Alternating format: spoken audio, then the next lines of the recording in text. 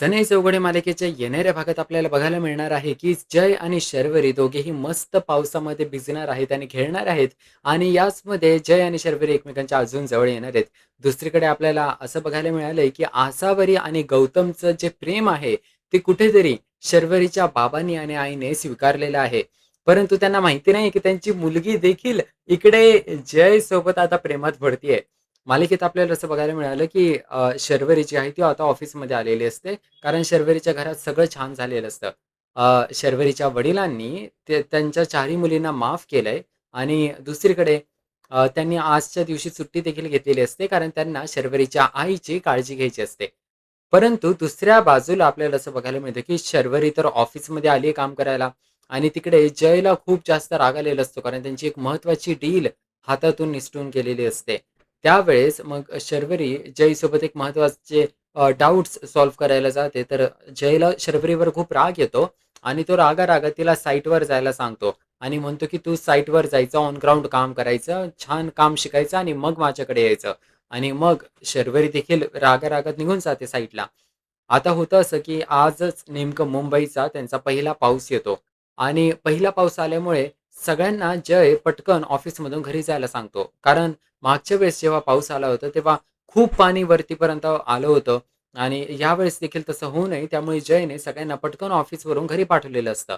आता झालंय असं, की या सगळ्यामध्ये शर्वरी पुन्हा अडकली. कारण जयला अचानक आठवतं, "अरे बापरे! मी तर शर्वरीला साईटवरती पाठवलंय. आता नेहमी हीच पोरगी अडकते म्हणजे प्रॉब्लेममध्ये," असं जयच्या लक्षात येतं. मग जय शर्वरीला पटकन कॉल करतो आणि असं सांगणार असतो, की "तू जा घरी, नाहीतर ती काम संपत नाही तोपर्यंत साईटवर बसून राहील." मग जय जेव्हा शर्वरीला कॉल लावतो, तेव्हा तिचा कॉल पण लागत नाही.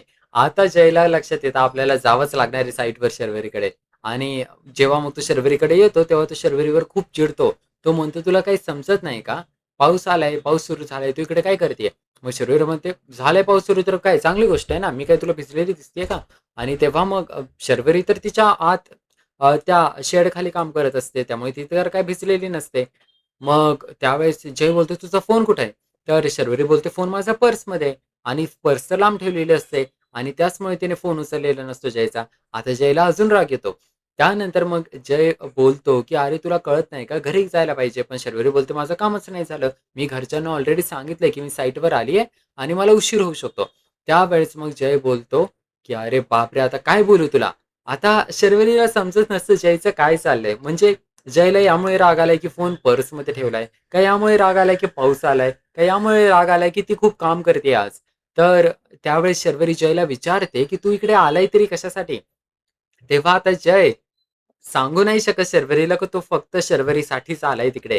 कारण शर्वरीनं कॉल नाही उचलला आणि ती सुखरूप आहे का हे जयला टेन्शन आलं त्यामुळे तो तिकडे आलाय. आता त्याचा इगो तर त्याला ते बोलून नाही देणार म्हणून तो ते सांगत नाही. पण मालिकेच्या जो पुढच्या एपिसोडचा ट्रेलर असतो ना, त्यामध्ये आपल्याला असं ते दाखवतात, की जय आणि शर्वरी काय करतात ना, ते दोघे असे मस्त टपरीच्या साईडला उभे असतात. बहुतेक चहा वगैरे घेत असतात आणि लांबून मुलं खेळत असतात फुटबॉल. ते पण पावसाचा फुटबॉल खेळतात. तर त्यावेळेस तो बॉल जातो जयकडे आणि जयला ते मुलं म्हणतात, की "अंकल आम्हाला बॉल द्या ना." आणि शर्वरी हसायला लागते जयवर. कारण ते मुलं जयला अंकल म्हणले. मग जयला एवढा राग येतो, तो त्याचा असा कोट काढतो आणि मस्त फुटबॉल खेळायला लागतो त्या मुलांसोबत. मग शर्वरी देखील जॉइन करते आणि मस्त ते पावसात असा फुटबॉल खेळायला लागतात. नंतर शर्वरी घसरायला लागते आणि तुम्हाला तर माहिती आहे, की नेहमी काय होतं या मालिकेत, हे शर्वरी आणि जय दोघांमधले ना, कोण ना कोण एक जण नेहमी पडतच असतं. नेहमी पडत असतं म्हणजे घसरून. कधी जय पडतो, तर कधी शर्वरी पडते. तर आता देखील असंच होतं. पावसात ते फुटबॉल खेळतायत, शर्वरी घसरते आणि जय तिला पकडतो आणि मग दोघे एकमेकांमध्ये हरवतात. अशाच पद्धतीची गोष्ट या मालिकेत आपल्याला बघायला मिळते, की इकडे हे दोघे एकमेकांसोबत खेळतायत, मस्त एन्जॉय करतायत. दुसरीकडे शर्वरीच्या घरी सगळ्या गोष्टी आता नीट झाल्यात. परंतु शर्वरीच्या आई-वडिलांनी खूप छान विचार केलाय आणि तो विचार म्हणजे त्यांच्या लक्षात आलं, की आसावरीचं गौतम खानोलकरवर प्रेम आहे. आपण समजू शकतो आणि आपण पण आसावरीला कसं फोर्स करायचं, की तू दुसऱ्या कोणासोबत लग्न कर. कारण त्यांना तर माहिती आहे, की त्यांनी जो मुलगा निवडला होता आसावरीसाठी तो तर कोणत्या लेव्हलचा निघाला. त्यामुळे त्यांनी विचार केलेला असतो, की आपण म्हणजे लावून टाकू आसावरीचं आणि गौतम खानोलकरचं लग्न. नको दोघांच्या विरोधात जायला. परंतु सुभाषला म्हणजे शर्वरीच्या वडिलांना हे समजत नसतं, की आपण त्या तेजस्विनीला कसं पटवायचं? म्हणजे तेजस्विनी असली रागिष्ट बाई आहे ना आणि एवढी खराब बाई आहे ती, एवढ्या वाईट लेव्हलची बाई आहे, की ती नावं ठेवती सारखी आसावरीला आणि त्यांच्या कुटुंबांना गरीब-गरीब म्हणून बोलती. एवढा माज आहे तिला पैशांचा आणि त्यांची बिलकुल इच्छा नसते, की आसावरीने अशा घरात जाऊन राहावं. आता गौतम खानोलकर तर चांगला मुलगा आहे, पण तेजस्विनी चांगली नाहीये हे त्यांना लक्षात येतं. परंतु ते फक्त आता विचार करत असतात, की स्वामी समर्थ काही ना काही मार्ग काढतील यातून. ते दोघं बिचारे फक्त त्यांच्या मुलीच्या चांगल्याचाच विचार करतात, की आता आपण वाईट नको करायला. आता आपण या दोघांचं लग्न लावू. बघू आपण काहीतरी मार्ग काढू, कसं तरी आपल्याला तेजस्विनीला समजावं लागेल. दुसरीकडे आपल्याला हे देखील बघायला मिळतं, की तुम्हाला आता प्रश्न पडला असेल, की शर्वरीचे वडील एवढ्या लवकर रेडी कसे झाले? तर हे पण काम जयनीच केलंय. आदल्या दिवशी काय झालं होतं, की जय ना शर्वरीच्या वडिलांना भेटला आणि तिकडे आहे ना स्वामी समर्थांचं भजन वगैरे चालू असतं. सगळे लोकं तिकडे बसलेले असतात. शर्वरीची आई आणि सगळ्या मुली. तर गौतम खानोलकर देखील तिकडे आलेला असतो जयसोबत. जय येतो आणि शर्वरीच्या वडिलांसोबत याविषयी बोलायला सुरू करतो. तो म्हणतो, की "हे बघा माझा या गोष्टीसोबत जास्त संबंध नाहीये, पण गौतम माझा भाऊ आहे. त्यामुळे मी या सगळ्यासोबत विषयी तुम्हाला बोललं पाहिजे." तर सुभाष बोलतो, "हे बघा माझ्या मुलांनीच एवढं वाईट कामं केलेत, तर तुम्ही काय केलं त्यांना मला काही फरक पडत नाही." असं सुभाष बोलतो. मग जय सांगतो, की "हे बघा तुमच्या मुली खूप सोन्यासारख्या आहेत आणि खूप चांगल्या आहेत आणि एक बाप काय असतं, एका बाबाचं प्रेम काय असतं, हे मला आता यांच्याकडे बघून लक्षात येतंय. कारण मला तर बापाचं प्रेम कधी भेटलं नाही." असं जय सांगतो. पण तो एवढं सांगतो, की "मला एवढं तरी एक गोष्ट माहिती आहे, तुम्ही माझ्यापेक्षा मोठे आहात, परंतु मला एक गोष्ट तरी समजते. ती गोष्ट म्हणजे, की 2 लोकं जर एकमेकांवर प्रेम करतात, तर त्यांचंच लग्न झालं पाहिजे. कारण जर त्यांचं लग्न दुसऱ्या कोणत्या व्यक्तीसोबत झालं, तर मग ते लग्न नाहीये, तो एक तुरुंगवास आहे, जो त्यांना भोगावा लागतोय, जे की शर्वरीच्या वडिलांना देखील लक्षात येतं. आणि जय अशा पद्धतीने त्यांना समजावतो, की "हे बघा, तुमच्या मुली ज्या आहेत, स्पेशली शर्वरी, जेव्हा माझ्यासोबत या सगळ्यामध्ये काम करत होती, गौतम बांदेकर विरुद्ध पुरावे शोधत होती, तेव्हा ती सारखं या गोष्टीचा विचार करत होती, की माझ्या आई-बाबांना काय वाटेल, आई-बाबांना काय वाटेल?" सारखं तुमचं नाव घेत होती.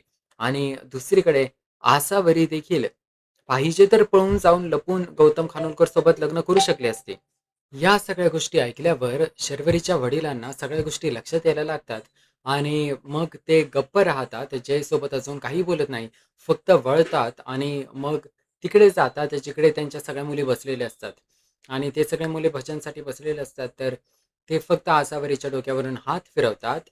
असं त्यांचा हात उघडतात आणि सगळे मग चारही मुली त्यांना मिठी मारतात. आणि पमाला देखील खूप छान वाटतं हे बघून.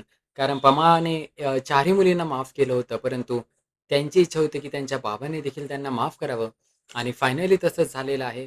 आणि अशा पद्धतीने आपल्याला बघायला मिळतं, की सगळ्या गोष्टी आता मस्त झालेल्या असतात. आता फक्त आसावरीचे आई-वडील याच एका गोष्टीचा विचार करण्यात व्यस्त आहेत. तो म्हणजे, की आसावरी आणि गौतमचं लग्न कसं लावून द्यायचं? ते आता तयार तर झाले दोघांचं लग्न लावून द्यायला, पण आता त्यांना फक्त विचार करायचा आहे, की तेजस्विनीला कसं मनवायचं? त्या तेजस्विनीला जी नेहमी त्यांच्या स्वाभिमानाची वाट लावून टाकते. तर आतापर्यंत ज्या गोष्टी घडल्या त्या सगळ्यावर तुमचे काय मत आहे? नक्की मला कमेंट करून सांगा. या व्हिडिओखाली आपल्या YouTube चॅनलला सबस्क्राईब करा असेच मालिकांचे रेग्युलर अपडेट्स मिळवण्यासाठी. आपण भेटूया या मालिकेच्या येणाऱ्या भागात. पाहूया मालिकेत पुढे अजून नवनवीन काय काय घडतंय ते.